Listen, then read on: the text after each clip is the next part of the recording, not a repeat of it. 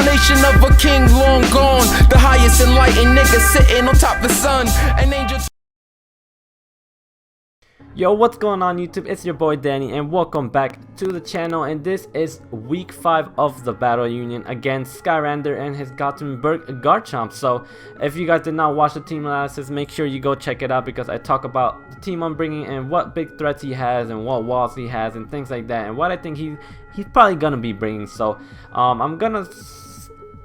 I really want you guys to check it out because it tells you exactly what sets I'm going to be using, what thought process and all that good stuff. But I'm still going to just quickly go over what Pokemon I will be bringing this week, since you can't really look at it. I mean, I guess you could look at the overlay and see the team, but we have Rotom-wash, we have Whimsicott, we have Skarmory, we have Mega Gallade, we have Infernape, and we have Crocodile. So I think this is the best team to take on Sky, and hopefully we can put in some work. So like I've been doing in the last video, I recorded the live gameplay, and I'm gonna be talking over the live gameplay because I think it's pretty cool doing it that way. I have a little more time to talk in between each gap of each move than I would normally, so I think it's a better way of doing it besides doing it live. I will start doing it.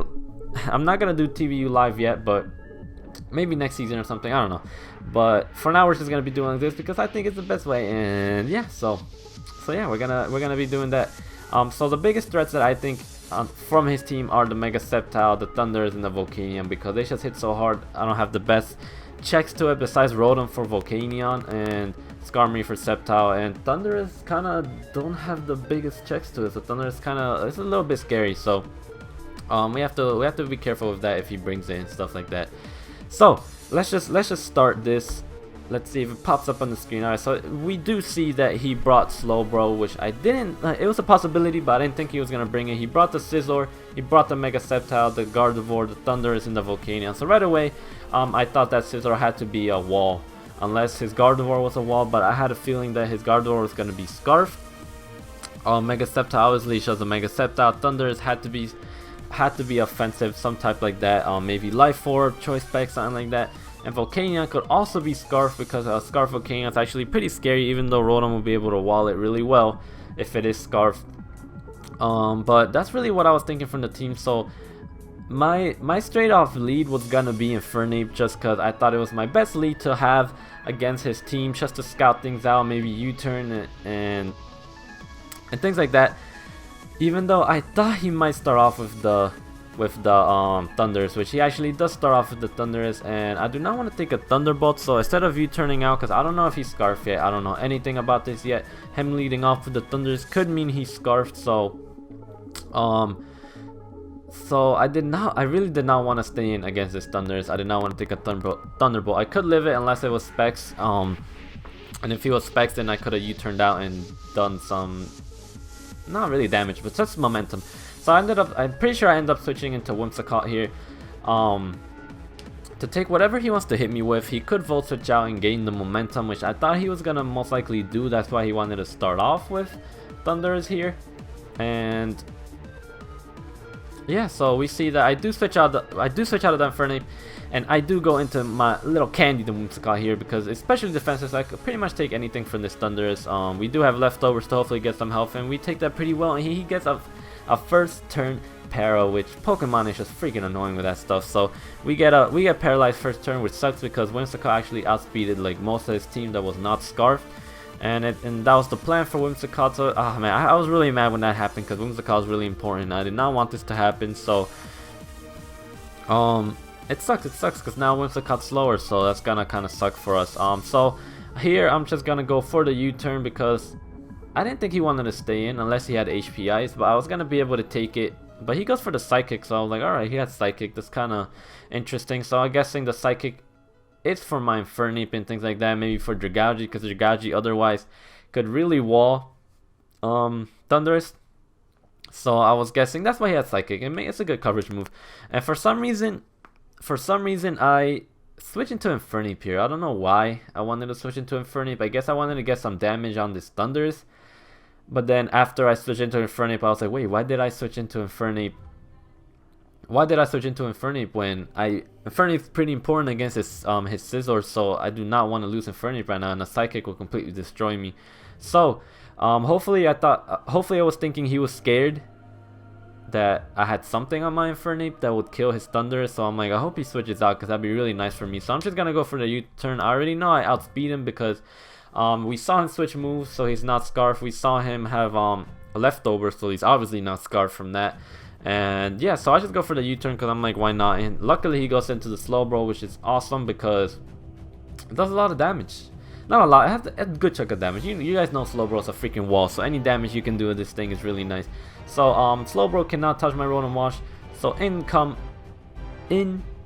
is the Rotom-wash because it can't really touch me, even though I'm not gonna go for the Volt Switch because I do not want, like I said, I do not want to give Thundurus. I guess I could have went for the Volt Switch because his Sceptile is not Mega yet, but I didn't want to go for the Volt Switch because I don't know, I just didn't want to go for it yet. I'd rather get Toxic on this Slowbro. So like if you guys did watch the team analysis, I have Toxic on this thing, so I could Toxic whatever I can that wants to switch in or stay in on it, besides the Scizor of course.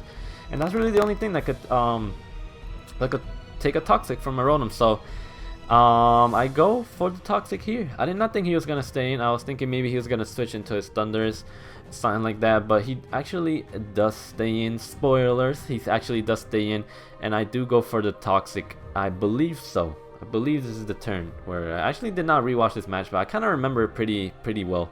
I am really freaking tired right now. I wish I wasn't so tired. I gotta stop recording and being so tired. But I go for the Toxic, and that's good because Slowbro is a freaking wall, and any damage on this Slowbro is nice because he does get regenerated. As you see, that Scald does completely nothing to my Rotom, but of course I get burned. My luck so far already in the beginning of the match has been kind of bad. I mean, Scald burns happen so often, but still it's annoying when they do happen. So right from the bat, our luck is not the greatest, but Rotom is standing strong against this Slowbro, and he does not, I don't think he wants to take a Volt Switch. I don't think Slowbro wants to take a Volt Switch. So here, I believe, yeah, I switch out into Whimsicott, I believe so. And he actually switches out into Thundurus. I switched out into Whimsicott because they could pretty much take anything from Slowbro right now. He'd probably go for a Scald, but him switching into Thundurus is not actually not that bad either. So that's pretty good. It's pretty good. So I get my leftovers back. I'm at a good range where I could live anything from this Thundurus. I could live a Thunderbolt, I could live a Psychic, anything like that. And I'm just gonna go for the straight up Moonblast because I want to get some damage on this thing because it does have leftovers. So you turning around is not gonna do much. And Whimsicott's actually, even though I do want it to handle Mega Sceptile, I think Whimsicott's already too hurt and it's paralyzed. It can't outspeed, even though I do have Encore and stuff like that. Switching into some moves from Sceptile, it's probably still gonna die. So especially like if it has HP Fire, which I did expect it to have HP Fire from my Skarmory, because other than that, Skarmory just completely walls it. But I go for the Moonblast here just because, like I said, I want to get damage. Like I told you guys in team analysis, Mega Gallade is my win condition, and I need to get as much damage on all his Pokemon so Mega Gallade could just win at the end of the game. So I live that Psychic with 5 HP. Candy does not want to go down. And see, if I was faster here, it could have changed the game a little bit because his Thunders would have been at much lower health. I could just hit it with 2 Moonblasts, but instead I did think he was gonna go for the what's it called, for the Thunderbolt. So he could have went for Focus Blast if he had it. He could have went for Psychic. So my safest bet to me was to switch into Crocodile. So even though Whimsicott's not gonna do much for the team, I can use it as Death Fodder. So I do switch into Crocodile. I'm hoping he goes for Psychic or Thunderbolt, and the safe play for him was Thunderbolt, which he does go for, and Crocodile takes very well. And yeah, so Crocodile comes in, and all I want to do is click Knock Off because I want to try to kill this thing, and it did not kill. Oh, I was so close to killing. I really thought it was gonna kill, and I was like, damn it, so close. But we live that Grass Knot, which is pretty nice. That bulk investment does come in a little bit. I'm pretty sure I put a little bit of bulk investment into this Crocodile. I could be just bullshitting, but I'm pretty sure I did. I forget. So he switches out, and I go for another knockoff, and he goes into his Sceptile, which is not gonna take this knockoff too well, even though it does not knock off the item. So from this range, from my calcs, the set I thought he would bring for Sceptile, it had a chance to kill. It's at 45 to like 55%, and I feel like that's right at like 45. So I wanted to take this chance and try to take out the Sceptile right now. I was like, there's no way he has bulk investment, so I do go for the knockoff again. Another safe play could have been going into Whimsicott and just sacking that thing off to whatever move it wanted to do, because I'd die pretty much for anything. and then maybe bring something else in to try to kill this thing. But I just go for the knockoff because I did not want to get rid of that chance of me trying to kill this Sceptile right now. So I go for the knockoff. So let's see if it kills. Hopefully it kills, because like I said, this Sceptile is a big threat to my team. And if I can kill the Sceptile, that'd be really nice. I thought he was going to bring Gardevoir into that switch, into that knockoff, which would have not been good because I would have killed it. I would have took off whatever item it had and I would have killed it. So that would have been nice. That would have been really nice. Obviously, Sky's not stupid and he's not going to do that. So I go for the knockoff. I'm praying and hoping I don't get like the min rolls and I do not kill. He lives like on 1 or 2 HP and Krookodile goes down. So once again, Krookodile does not get a kill. The upside is that it did so much damage to Thundurus and it did so much damage to Sceptile. So that's the only upside from that. Krookodile was here just to do a lot of damage to his team, and so far I guess he is doing it, so he kind of did do his job. But in come my Skarmory, and I can wall the Sceptile. Even if he wants to HP Fire, I can pretty much wall it. So I'm just gonna go for the rocks because his Thundurus is at low health, his Sceptile is at low health, and if he does not have Defog on his Scizor, then that means Sceptile and Thundurus are both dead if they switch out. And if he doesn't switch out, I can Brave Bird and kill it anyway. So I go for the rocks, actually expecting him to switch out, and I think here he does go for the HP Fire, which is something I knew he was gonna have. So I'm like, alright, that's fine. I should be able to take this, and as you do see, it's not even a 2-hit KO, so that's perfect because I put enough investment so it wouldn't be a 2-hit KO. So beautifully done by Skarmory, taking that HP Fire, and we put up our rocks, which is gonna pretty much kill that Thundurus if he does not have Defog on Scizor. And yeah, so I roost right here, and I think he does go into a Scizor, so this made me think he did have Defog. He wanted to get rid of the rocks and stuff like that. So I do go for the roost. I go for the roost just to get my health back. So Skarmory is at full health once again. He has the sturdy intact in case I need to take anything from, let's say, like Thundurus or anything like that. So Skarmory standing strong right here, going against the Scizor, and my straight up switch to the Scizor is Infernape because Scizor cannot touch this thing, and he goes for agility, which in my head I was like, okay, that's great. That's pretty scary because he is faster than like my whole team now, but I'm just thinking like he can't touch my Infernape though. I totally forgot that Scizor gets Baton Pass, and I was like, god damn it, I forget he gets that. So he cannot go into his Thundurus, he cannot go into his Sceptile. So right away I knew he was gonna go into Volcanion after he did the Baton Pass. So if I knew he had Baton Pass, I knew he was gonna, I would have known he would have went for it, and I could have gone for Earthquake and done so much damage to this Volcanion. Instead I went for the Safe Fire Punch, forgetting he gets what's it called, Baton Pass. So right now Rotom is obviously the obvious switch into his Volcanion, but I believe I do go into Whimsicott just cause I don't think he specs or anything like that. He might be like Expert Belt, I believe so. I feel like he might be like Expert Belt or something like that. He goes for the Steam Eruption and misses. I was about to just sack my Whimsicott off right here and just come into a clean switch into Rotom. Whimsicott's not gonna do much more. I go for Encore, so to make sure he's stuck into Steam Eruption in case he's not specs, and Rotom can easily just wall this Volcanion. It could easily just come in, take any Steam Eruptions because like I said, I Encored him, so he is on into Encore. So Rotom's is gonna sit right in front of this freaking Volcanion. So sadly Candy does go down though. Kind of feel sad when Whimsicott goes down. It's so cute, it's like a puffball of cotton. So I always feel bad when it goes down because I really do like this Pokemon a lot. But it had to sacrifice itself for our team to start doing some work. So we do see that Volcanion got hurt from the rocks, got a little bit of damage from Fire Punch, so that's good. We have to get that damage because that can win us the game. It's gonna be a chill game if we can really get some damage done on this team. So I know I could take a buttload of Steam Eruptions from this Volcanion. This Rotom completely walls it. So in case he does want to switch, I am gonna go for the Toxic. I had a feeling he wasn't gonna switch. I had a feeling he just want to get damage off on my Rotom because it's in the way of his team pretty much to really do any work. So we're just chilling here. Rotom just staring at his Volcanion. He does stay and go for the Steam Rush, and I take it like a champ, and I Toxic the Volcanion. Obviously I can't get burned because I'm already burned because I'm already unlucky like that. So we do get the toxic on Volcanion, which is pretty nice. Now it's going to be dwindling it down. It cannot stay in as long as it usually will be able to stay in. It's still encored into Steam Eruption, and here I know I could take one more Steam Eruption easy peasy. Even with the burn, I'm going to be able to live it. So this is the perfect opportunity to use the Resto Chesto set on Rotom, which is the first time I'm bringing it this season so far, and it actually I could put in a lot of work into his team. So he goes for the Steam Eruption, I take it easy, and I rest up.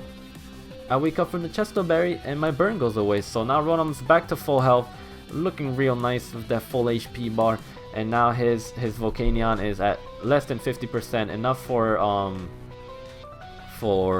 Gallade to pretty much destroy this thing with a Shadow Sneak, a close combat, pretty much anything if he's not agility up. I don't think he's scarfed or anything like that. So here I did not expect him to stay in, but my safest play is HP Ice, just in case the Sceptile wants to come in. So even if I didn't have Rocks up right here, his Sceptile would have come in, I would have read the HP Ice, and I would have killed his Sceptile, because I actually did click HP Ice. So that would have been pretty nice to get the kill for Rotom, but sadly he didn't get the kill. But on the upside, Skarmory gets a kill, so that's pretty good. In comes his Gardevoir, and I just had a feeling this thing was scarfed. It has to be scarfed if he wants to bring it in on the Rotom, unless it could be specially defensive, that's why he brought it in on Rotom. But I just had a feeling this thing was going to be scarfed. I didn't want to take an energy ball from this thing, so I switch out into my Skarmory. Now Skarmory is pretty much like a free agent right now. He can pretty much do anything he wants because he put up the rock, Sceptile is down, and that's really, like I said in team analysis, that was Skarmory's job. His job was to handle that Sceptile. His job was to put up the rocks, and that job is done. So Skarmory did really well with that, and I'm pretty happy with that. So in comes the Slowbro, and I believe I do go for the Brave Bird. Yeah, I go for the Brave Bird. It's not going to do that much damage to the Slowbro, but it is toxic, so it's all going to be adding up. Actually, it does a good chunk, which is actually not that bad. I was pretty happy with that damage. I really could not guess the set on this thing. Maybe especially defensive and not Assault Vest. I don't know, because it actually did a good chunk of damage, and I was actually kind of shocked it did. But I believe here I go for the Roost. Yeah, I just wanted to get back to full health just to see what this thing wanted to do to me. Like I said, Skarmory is pretty much like a free agent right now. It can be used against his team pretty well because it can just stand in front of Slowbro. Luckily we don't get burned, but it doesn't matter because Brave Bird is not really to hit things anymore. Like I said, his Heracross is not here, his Mega Sceptile is down, so Brave Bird's not as important. I would like not to get burned, that'd be nice. But here I think I go for the Whirlwind. I had a feeling he was gonna switch because he knows this is a battle he cannot win. I go for the Whirlwind, and I think Slowbro does come back in. Yeah, Slowbro just pops back in here, facing up my Skarmory, which I don't think Slowbro wants to do. I think he's getting annoyed by this Skarmory. So here I do believe I go for the Roost once again, just like the last turn. Not the last turn, but the turn before that. I go for the Roost because why not? Try to get back to full health, just see what he wants to do. If all we've seen so far is Scald. I'm pretty sure he has Slack Off, so I did not think he was going to be Assault Vest because Slack Off worked better against my team. He is toxic, so thanks to Rotom, this Slowbro is pretty much not going to do that much to my team. He actually does have the Flamethrower, which is pretty nice on his part, but still doesn't do enough to 2-hit KO me. I can just keep roosting him and I can toxic stall him pretty much, which I don't like to do, but hey, sometimes you gotta do it to try to take some stuff down. So I was actually gonna be able to do that, roost up and toxic stall him, and right now we're looking at a pretty good position. We were 6-4 down, but now we are 4-5, so it's not looking too bad. The Scald once again does not get a burn, and I Whirlwind out, and I was hoping he comes into Thundurus, and he does come into Thundurus. So now the Thundurus is gone, so that's 2 kills for Skarmory this match from Rocks. So Skarmory is just MVP right now, putting in the work with the Rocks, and the Rocks is just really hurting his whole team. He keeps like switching in that Gardevoir right there, took a lot of damage, and now I could just Brave Bird. I thought that was my safest play to Brave Bird. I'm just like I said, the most damage I can do. He actually goes for Trick, which I actually kind of like that because now I'm Scarfed. I'm probably not going to outspeed certain things anyways, but now I'm Scarfed, and that's actually not too bad because I get to outspeed, I don't know, maybe like Scissor or something like that. But Not too shabby, not too shabby. Like I said, Skarmory is not that important anymore. Skarmory can pretty much just die, and I would not really care. But he goes for the Healing Wish, which I actually did not see that coming, and obviously he has to go into Volcanion. That's the only thing he has left to really want to Healing Wish into. So Gardevoir pretty much kills itself here. I'm not giving the skill that kill to Skarmory. Come on, you should just give that kill to Skarmory. Sky, come on. Skarmory wants some kills, man. But Skarmory gets 2 kills, and that's fine. And the Healing Wish heals the what's it called, the Volcanion, and it gets rid of the Toxic, but it still does take Stealth Rock damage, which is pretty nice. And once again, my obvious switch here is gonna be the Rotom-wash. So I'm pretty sure that's what I switch into, because that's the only thing that would make sense right now. So yeah, 255 eggs. Sky actually has a lot of eggs, 1,824. That's a lot. I'm at 255. I used to actually try to breed my Pokemon, and then I gave up because it took so long. So I should gen them now, pretty much. So in comes my Cherry, which pretty much walls this thing, and he switches into who is this? Into its Slowbro. So I'm like, alright, that's pretty fine, because it doesn't really matter to me, because this thing walls both of them pretty easily. So I don't know why he would switch into Volcanion and then switch out and get rocks, but I just go for the Volt Switch because nothing wants to take this anymore, and I get lucky here. I get that freaking crit, and Slowbro goes down, and freaking Rotom-wash, the homie, gets the kill, making it 7 kills and 2 deaths so far. If he does not die, of course, it'll be 2 deaths. So Rotom-wash is really, really freaking beautifully done by Rotom-wash. And here I go into my Skarmory. I had a feeling he would just, I thought he was gonna go to Volcanion, try to kill my Skarmory from here. But I guess his best bet would be going into Scizor, try to set up an Agility, and maybe try to do something with Volcanion. But all he has left is Scizor and Volcanion, and they cannot kill my Rotom. So we already seen Agility, we've seen Baton Pass from Scizor. So in my head, I'm just like, this is a defensive Scizor. I doubt it has Swords Dance. If it did, there's one move. He'll only have one attacking move, which I doubt would be able to even touch my team, really. So we're looking pretty strong right here. Like I said, we came back from a 6-4, and we are now, what, 4-2. He goes for the Agility, which I'm like, alright, that's fine. I'm just going to keep Brave Birding, because why not? He goes for Roost, and I'm like, alright. He goes for Roost, that's fine. And I do go for another Brave Bird just to see how much more damage I could do, scout out the rest of his moveset, and I get a crit. So that's actually pretty nice. That crit was pretty nice. I think that crit could have mattered, but not in the overall game. Like, pretty much, it's just how long Scizor would have lasted. And I switch out into Infernape, because I'm like, why not? Now I can pretty much handle the Scizor. I can handle the Volcanion, because I can Earthquake. He goes for the Roost again. So actually, yeah, the crit did not matter. I don't know what I'm talking about. That crit definitely didn't matter. He goes for Bullet Punch, does nothing to me, and I just go for the safe Earthquake, because I'm just like, why not? Like, he can't. All he has is Bullet Punch. He cannot outstall me, because I also have Slack Off, and any second I could just click Fire Punch. I had a feeling he'd think I was gonna click Fire Punch here, and I knew he would go for the Baton Pass, so I should go for the safe Earthquake, because why not? If I hit the Scizor with Earthquake, it's not gonna hurt me in any way. And if he does Baton Pass into Volcanion, then an Earthquake should be able to kill it, especially with rocks up. So, and we do have the Expert Belt, of course. So we have all that too. And it looks like my camera's about to die. So if you guys just see my face cut off, then it's because the camera's about to die. So yeah. So here we go with the Earthquake. The match is almost over. Hopefully the camera doesn't die.